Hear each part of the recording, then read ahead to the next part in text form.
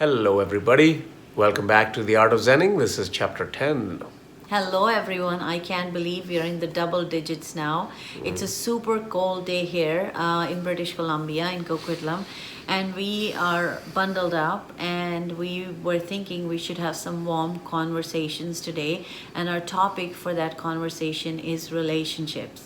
Not always warm. So, how do we get warmth in our relationships? Is that even possible? Is that even possible for all our relationships to be loving and warm? And what are our expectations from all our relationships?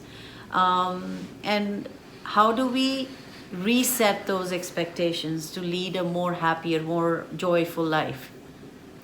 I think you said it very well.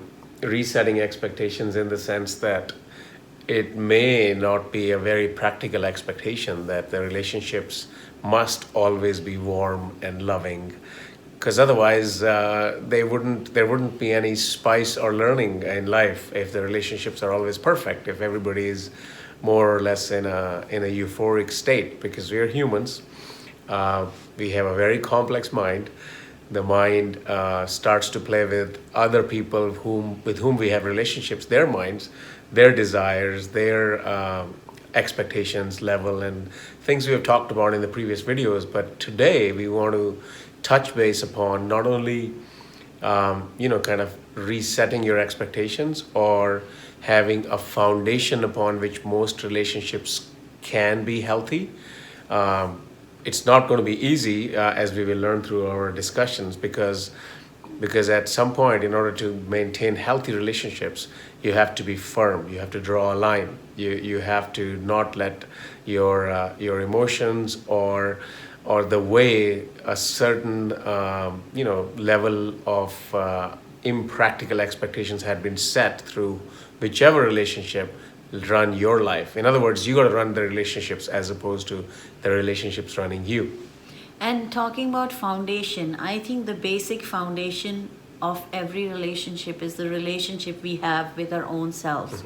And that relationship has to have unconditional love and compassion for your own self, because that's where it starts, right? Like, we are wounded by our childhood, we are wounded by every single thing we have been through, because we had all these expectations and we have these wounds of abandonment and neglect and abuse and all of that in many different ways. I don't think anybody can deny having those.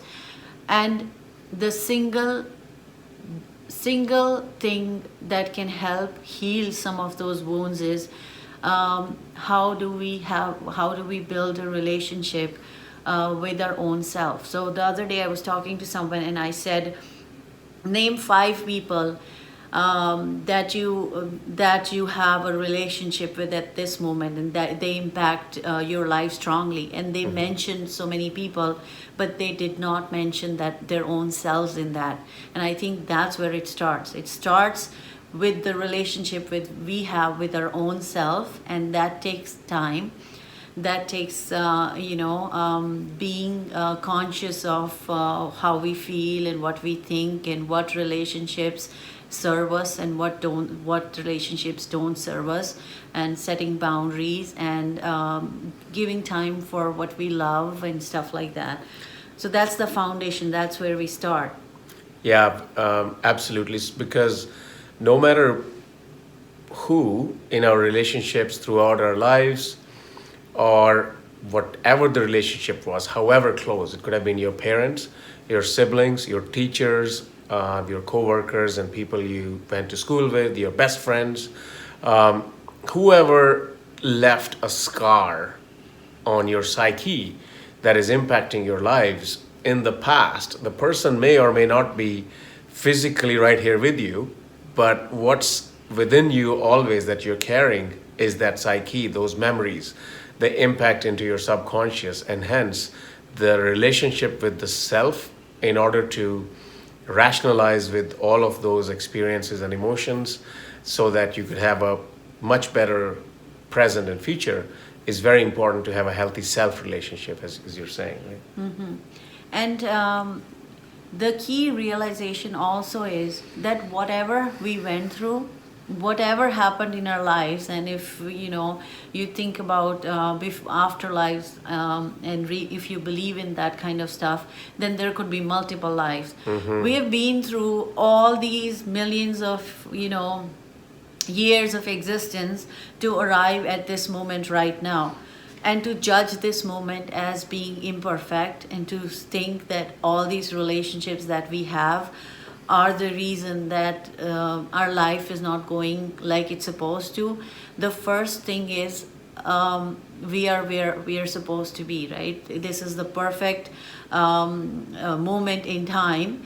And at this perfect moment in time, how can I sever my connection from the past in order to rebuild a different future, if that is what I so desire? If I want to build better relationships, I need to stop dwelling on the relationship that I've already had, because if I do that, then I'm reliving those moments, and then those moments keep occurring in the future. So my future, if I want my future to be different than my past, if I want my relationship now to be different than what I had before, it has to be a different way of looking at things. So it has to be start with our own selves, and then it has to start with that compassion that we've built for our own self flowing out to others. Give themselves, if I want permission to be completely who I am, I have to give everyone else the permission to be completely who they are.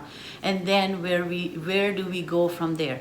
Right. And if giving permission to others to be whoever they are or whoever they want to be means they do not want to communicate with you or have an interaction with you, that's fine. We need to respect that, because that's what their journey has brought them into, not necessarily having in the present a very positive relationship with us. They need time or whatnot. That is completely fine. If we empathize with that, respect that, as opposed to judge them for it, then we are not having a good, healthy self relationship. And I think a good point you made is not living in the past. We were watching a movie the other day, and a kid actually said a beautiful thing that I actually posted that Yeah. on Art of Zenning. Yeah. So check that out on our Art of Zenning, or Sandy's post from yesterday, I believe. Yeah. But the child goes and says that I do not want to live in the past, because his dad had taught him that past is like the black hole in the universe, which, just like the black hole can suck planets and everything that gets too close to it, the past can suck you into it and you disappear. In other words, your present is lost because you're living into the past. So how can you have a healthy relationship with yourself in the present if you are too much dwelling in the past? Now, one important thing, it's easier said than done, because our subconsciousness is living in the past a lot because of how the conditioning has happened. And it's not just simply our conscious minds right now, that right now I'm talking to you, I really don't want to think about any of the past. It's easier, but in my subconscious, those past memories, those past experiences are somehow stored, which science doesn't fully understand yet, that are automatically impacting my interactions of the present. And the other thing you mentioned about millions of years bringing us here, that point, we do not necessarily mean the, some people say it's superstitious to believe that we have multiple births, or the karmic theory and whatnot. That's not the intent we're trying to say. We're simply saying, logically speaking, as you all know, matter, our scientists tell us, and we grew learning, is through basic school science, is that matter cannot be created or destroyed. So in my body, which is made up of 50 trillion cells, every single cell, every single atom or molecule is made up of the same core elements that the rest of the universe is made up of: carbon, hydrogen, oxygen, phosphorus, and many others. Right now, after millions or trillions of years, these 50 trillion cells made up of the same core elements are functioning as me somehow, miraculously. The universe has made it happen. However, prior to these cells coming together in the shape of me, they must have been dispersed somewhere amongst some matter, some living or non-living form across planet Earth or the universe, because matter cannot be created or destroyed. So I was somewhere, and now I'm here. But that journey through eternity of every single cell of mine, which will continue once I'm gone, the so-called fictitious entity that is right now working through these cells is gone. That's what we mean, that there is such a wonderfully interwoven, complex journey of these elements in different forms and intricate assemblies that they do somehow carry through the DNA and whatnot, those impressions that have been created on those individual cells who are now come together. So it's very, I guess, intriguing and difficult to understand, but I think the best way is to understand that it is difficult to understand. In other words, leave it alone. We don't need to get crazy about that. I mean, as our wonderful scientists, they keep on discovering one little step after the other. Great, aha moments happen. However, the thing we want to focus on right now is if we accept, if we have self-love, if we try to do our best to give in to things we do not control, to respect everybody else's journeys, do not judge anyone, do not judge yourself. If I'm mad about, or if I'm subconsciously mad or upset about a specific relationship from the past, internally, the one thing I could do right now is accept it, that was an unpleasant experience. However, that doesn't, I do not give it permission to impact my present relationships. If I want to mend some relationship of the past, I want to go reach there, and I do see the synchronicity from the other person as well to mend it. Awesome, I would love that. But if not, then I need to respect them without judging them, and respect my self-belief without judging myself. Another big part of the relationships is the subconscious programming that we have built inside of us, which is based on our, like, largely based on our cultural upbringing, right?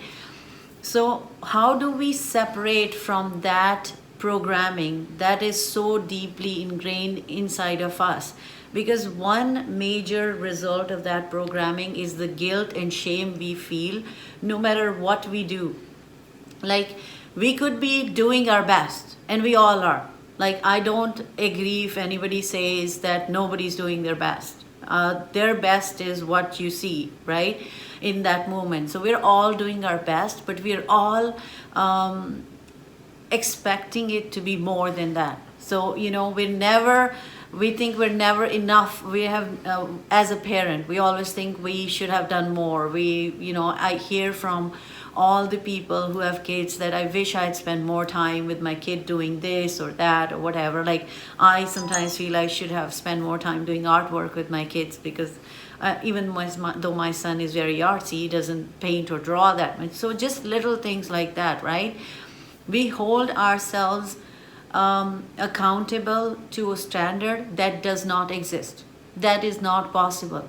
And then we keep comparing ourselves to that standard. We always fall short, and that builds a certain amount of guilt and shame in us, because I know even a lot of immigrant people who are very far away from their parents, and they cannot do enough for their parents, and they feel that sense of guilt and shame that I'm not there when something happens. Like, how can you be there? You're living so far away. But in what ways can you be there is what we need to look at. So, right? So we have to change our standards, lower the bar for first yourself in every relationship, and then for everybody else, and not come from the point of guilt and shame, but come from the point of acceptance and judgment and letting go and being curious, right? Science has given us one very important learning, that we don't know anything completely. Everything is a mystery. And if we can stay curious to that mystery, curious to how our mind works, curious to how our relationship works, curious to how it's going to unfold and grow, then instead of being fearful, I think our biggest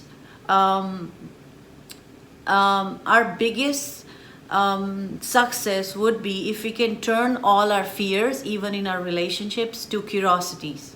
Because when we are curious, we're excited. We're open to change. We're open to accepting what comes. But when we are fearful, we are biased. We're prejudiced. We're judging. And so that's one very important component of relationship, is that we change our fear. We don't do things for somebody else because we feel fearful that they're going to leave us. Because if you're in a relationship where you have to please somebody by doing something that you don't want, then that relationship needs to be looked at, whether it even belongs into your life or not. We have to come from a place of curiosity, acceptance, and that is not like, it looks like a huge major shift, but it is just a tiny flip of a switch to not identifying with everything we have been through and everything we have learned, but let's start it on a blank page. Let's start it, like, flip the switch, turn everything off, and let's start it on a blank page. And now what are we going to write? I'm excited to see. Yeah, so please remember, each and every one of us, and on this planet that we know of and others that we don't know of, is a unique interpretation, a unique experience of divinity through us. So nobody's wrong, nobody's right, nobody needs to be judged, including ourselves. Try and have an ease about your relationships, starting from that perspective, and you will start to see the other parties also see that relaxation in your interactions with them, to make it all healthy. So, And another thing I think which is very important, that I've realized, is follow your resonance. When you feel called on to set some boundaries in a relationship, do that. Look, we have to be a witness to our inner calling. We have to be a witness to what we really want. Sometimes we don't want to do something, and our inner being is telling us we don't want to do it, but we still feel an obligation to do it because it is a relationship where we do not want to hurt someone. So letting go of that need to please everyone else is also a very important part of building a healthy relationship. That you have to be, your first obligation, it may sound selfish, is to your own self.